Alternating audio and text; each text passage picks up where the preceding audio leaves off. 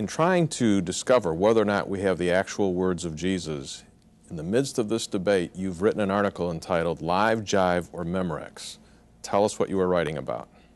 Yes, I argued using examples from within Scripture that we don't always have the exact words of Jesus, but what we have is His voice. There are technical terms here, ipsissima verba, the very words of Jesus, the red letters, if you will, of the red letter Bible, or ipsissima vox, which basically means the very voice of Jesus, a good summary of what He said. We actually work at this historical level in our popular historiography today.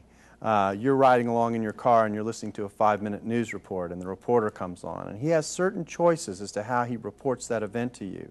He can run a tape, okay, which wasn't an option they had in the first century, or he can summarize it, or he can quote it. If he summarizes it and the summary is accurate, we don't go walk up and pull our hair out and say, oh no, it's unhistorical. As long as the summary is accurate, we understand that the reporter is trying to deal with a great deal of information in a short amount of space, and we have the sense to let him do that. And the Gospels, in many ways, are lots of little 5-minute reports put together in which there's one line. Sometimes it may well be the exact words of Jesus, at least the words in translation, because remember, Jesus spoke probably in Aramaic in most cases, and all our Gospels are in Greek. So we're always getting translation.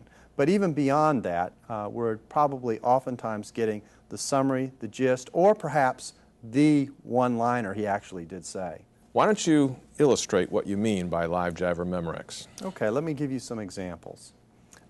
When the voice speaks to Jesus at His baptism, which is an interesting scene for a whole lot of reasons, one of the differences in the wording is, "You are my beloved Son in whom I am well pleased," or "This is my beloved Son in whom I am well pleased." So if you ask, what did the voice from heaven say? You have basically only a handful of choices. One harmonizing approach would be to say, well, the voice said both and each writer chose one. Possible, but the problem, of course, is that no account gives us any indication that we got two distinct statements. They all summarize it with kind of this one-liner from heaven. And so it kind of destroys the perception of each of the individual texts that there was one very crisp thing said. The other choice is to argue that one of those sentences is what was said, and the other one is a gospel writer's editorial choice to summarize the significance of what it said. This is actually what I think is going on. I think that the voice addressed Jesus, "You are my beloved Son in whom I am well pleased." When Matthew wrote it and said this, he's bringing out the force of the historical event. God pointed out this one as the one He was going to work through. Now, both statements are historically true and accurate. One gives the significance of what the wording was, the other gives the wording. That's what I mean by live as opposed to jive, made up, or memorex, always quoted. It's live in the sense that it's explanatory. It explains something that the saying actually did say.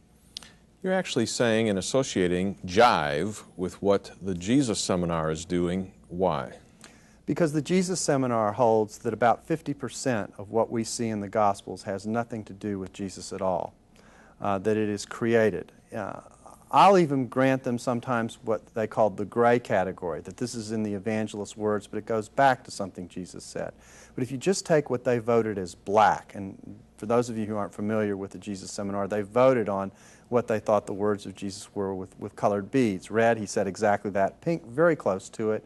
Gray, not his words, but the evangelist is summarizing, may go back to him. Black, doesn't have anything to do with Jesus at all. They argued that 50% of what we see in the Gospels doesn't have any connection to Jesus at all. And I call that jive.